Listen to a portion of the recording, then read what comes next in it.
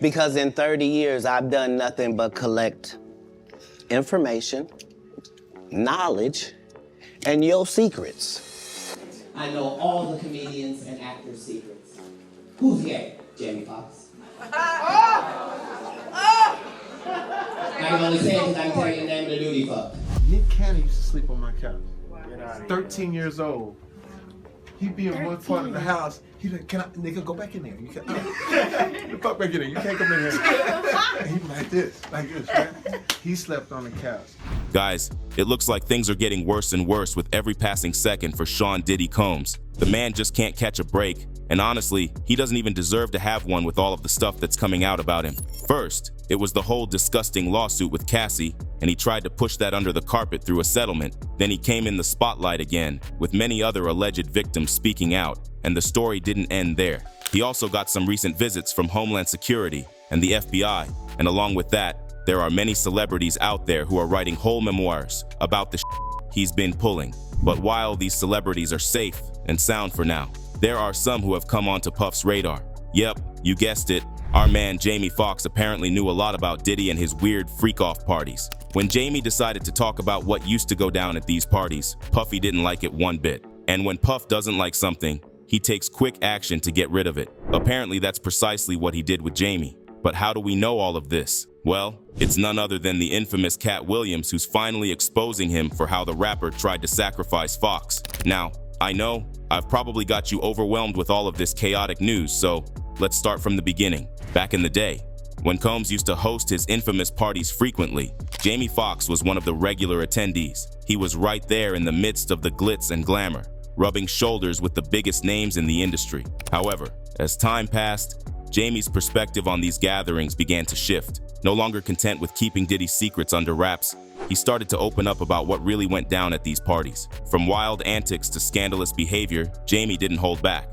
He spoke openly about the excesses, the debauchery, and the questionable activities that took place behind closed doors. His revelations sent shockwaves through the industry, challenging the carefully curated image that Diddy had cultivated for himself. This one time, Jamie Foxx decided to show Sean how to have a blast without breaking the bank. So, in one of his chats with Stephen Colbert, he reminisced about his wild times with Diddy, the guy known for throwing those over-the-top million-dollar bashes. Jamie talked about this one party he attended in Miami, where everything was top-notch. Celebs, models, yachts, choppers, you name it.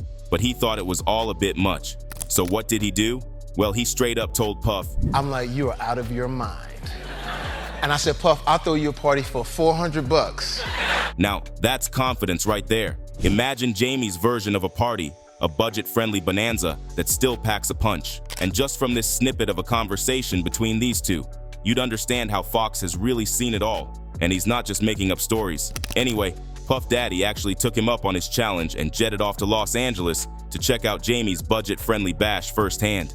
So, what was his secret recipe for throwing a killer party on a shoestring budget? He spent $200 on grub and booze, another $100 on a DJ, and then topped it off with another $100 for a cleaning lady. Jamie rounded up his crew from the comedy circuit, including heavyweights like Dave Chappelle, Cedric the Entertainer, and Eddie Griffin. He even threw in some talented musicians and singers for good measure. And get this, Jamie had his own studio right there in his crib where he could lay down some tracks. The result? A legendary night of pure, unadulterated fun that went on till the break of dawn. His party was off the charts, and Diddy was totally blown away by how much he could enjoy himself without dropping a fortune. Plus, to top it all off, he even laid down a track with Jamie in his studio, and guess what? It ended up becoming a smash hit. Now, that's what I call turning a challenge into a triumph. That song was called Blame It, Foxx revealed. That song went #1 for 16 weeks in a row. You know what's cool? Even after that epic party showdown, Jamie's still keeping the vibe alive with some occasional shindigs at his place. But here's the kicker. They're a bit more chill now compared to the wild days of yore. Jamie's learned a thing or two from him about how to craft those unforgettable moments for his guests. He taught me the ropes when it comes to throwing parties, Jamie shared. And you know what? He showed me how to make people feel like VIPs. I'm following Puff, and his parties were like amazing. We in Philly one day. I fly to Philly, town car, same business, go up, but Puff say this party, Playboy, this party right here. And they were really close. And he used to have these things called butt naked basketball games, okay? he would invite over a lot of like Hollywood's elite to his house for a basketball game, but it was men only.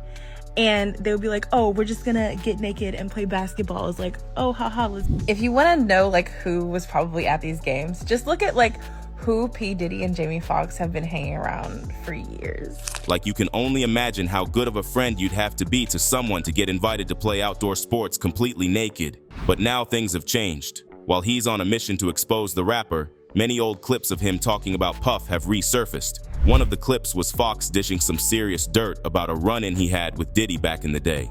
So apparently Jamie talked about how he tried to jump him. Why? Well, it all went down because Jamie cracked a joke about P. Daddy's then-girlfriend, Jennifer Lopez. So you know that with time, their bond weakened and he started to really see Puff for who he is. And once all that stuff started coming out about Sean Combs, aka Puffy, things started spiraling for Foxx. That's why you never see the product suffer, because I am the product. That's why he never is nowhere re-upping, because he is re-up. I mean, do you remember that crazy time when Jamie had that scary health scare? And it was just before Cassie hit Diddy with that huge lawsuit bombshell? Well, guess what? Word on the street says it might have all been cooked up by Combs himself. Katt's dishing out all the juicy details on how Jamie ended up fighting for his life. It's like something out of a movie, right? And now, it looks like he's finally facing the music. I mean, we've all seen him skating on thin ice for years.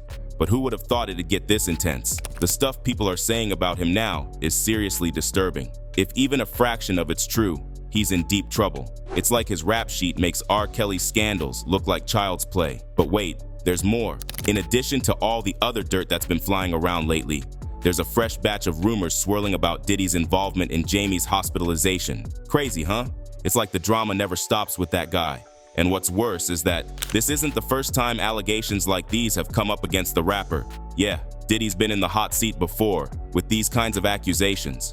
People have been gossiping for ages that he might have been involved in some shady stuff, like possibly poisoning his ex, Kim Porter. And if that's not enough, there were also rumors flying around about him and Kim's ex, Al B. Sure, it's wild, right? Plus, it's kind of spooky how all these folks like Andre and Heavy D were working on projects about their lives and then tragedy struck. It's like there's this whole eerie pattern going on, and the parallels between what happened to Al and Jamie are seriously uncanny. They both just collapsed out of the blue and then had this intense battle to survive.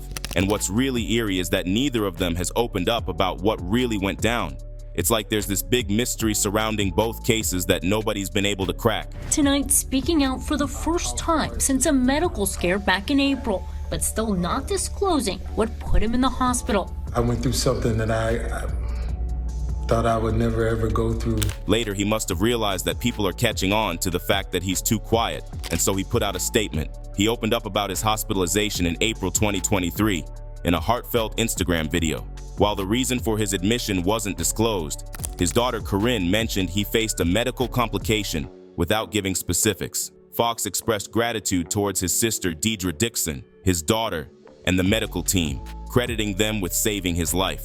In the emotional video, the 55-year-old singer and actor shared, I went through something that I thought I would never ever go through. And I know a lot of people were waiting, or wanting to hear updates, but to be honest with you, I just didn't want you to see me like that, man. I want you to see me laughing, having a good time, partying, cracking a joke, doing a movie, television show. I didn't want you to see me with tubes running out of me and trying to figure out if I was gonna make it through. Foxx also took a moment to address the rumors that had been circulating about his condition, emphasizing the importance of setting the record straight. By being quiet, sometimes things get out of hand. People saying what I got. Some people said I was blind, but as you can see, the eyes are working. The eyes are working just fine. Said I was paralyzed. I'm not paralyzed. But I did I went to hell and back. Acknowledging the bumps in his recovery journey, he admitted, I'm coming back, and I'm able to work. So I want to thank the people that let me work. And I just want to say that I love everybody, and I love all of the love that I got. It's a powerful moment of honesty from Foxx. reaffirming his resilience and appreciation for the support he received during a challenging time. Now, if it's true that Diddy planted a hit on the poor guy, the first question that comes to mind is, how did it get so bad? There's this whole theory floating around that the reason behind the health scares and tragedies involving Jamie Foxx and others might be linked to what they knew about Puffy's alleged misdeeds. And let's dive into Jamie's connection with him because it's pretty intriguing. After Jamie's hospital stint, he dropped this cryptic message on social media. They killed this dude named Jesus. What do you think they'll do to you? Fake friends, fake love. It had people speculating if there's a connection to those wild Diddy rumors. And here's where it gets juicy.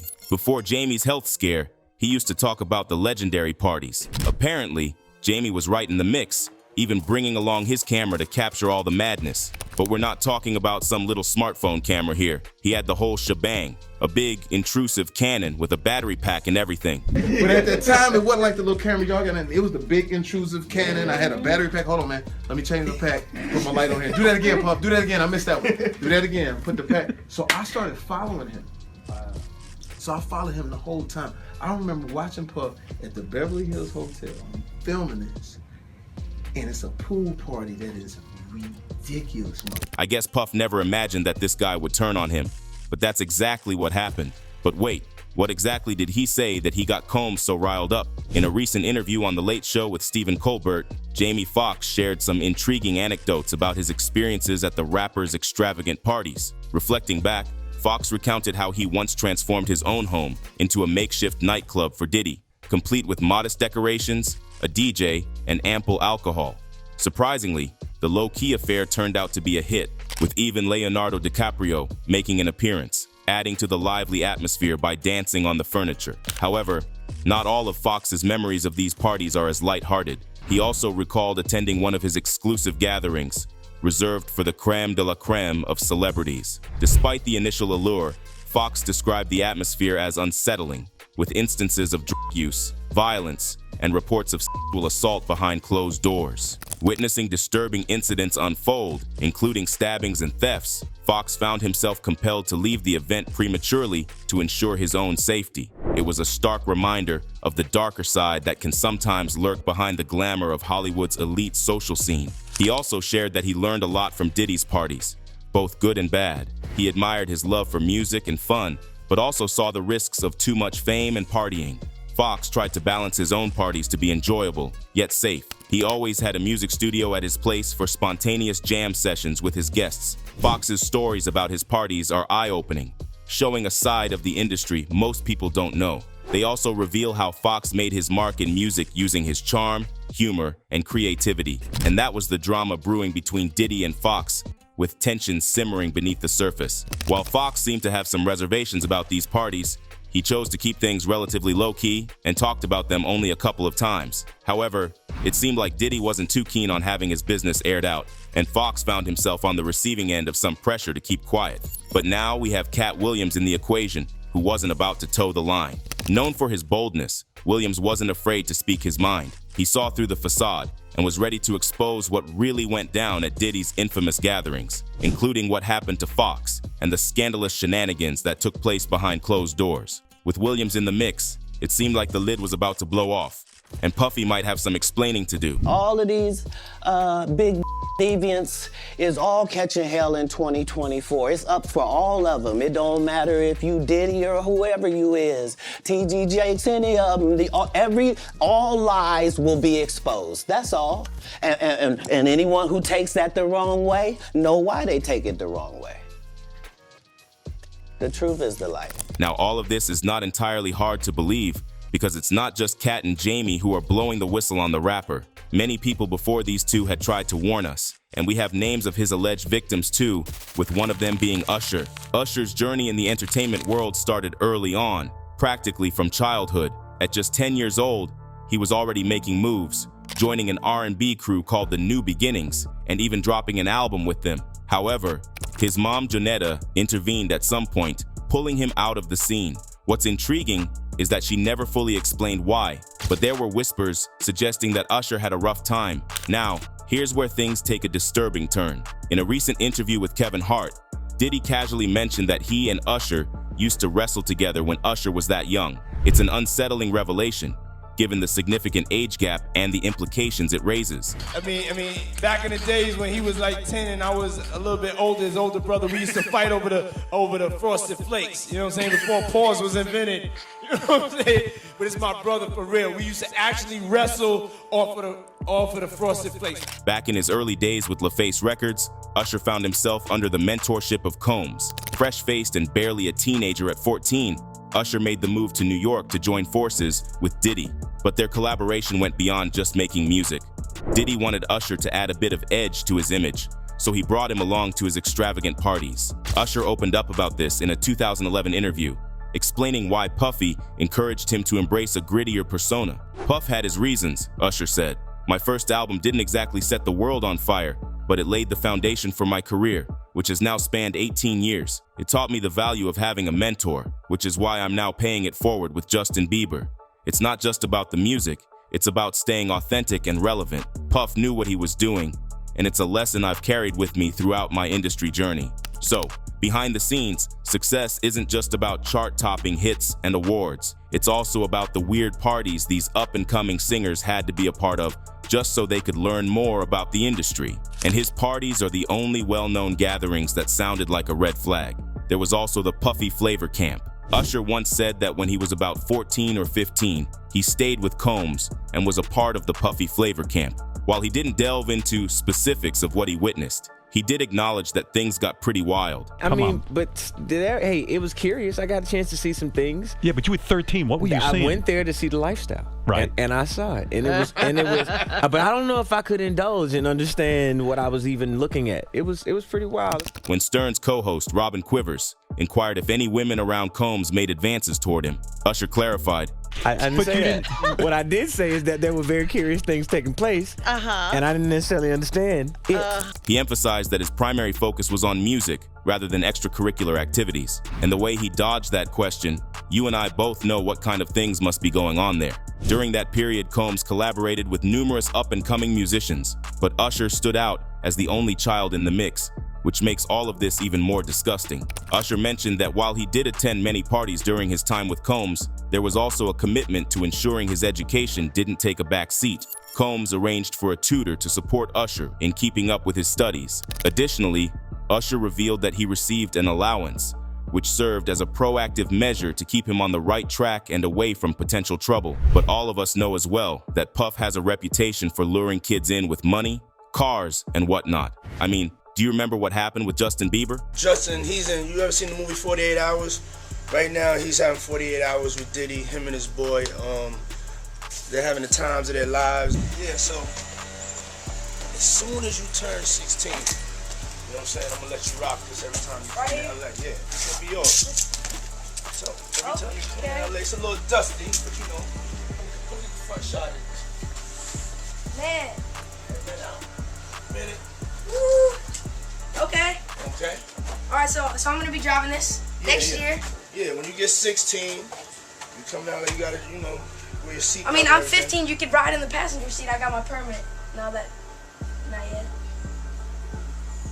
No. All right, 16. You're not ready. Let's slow down. Let's slow down, Josh. Okay.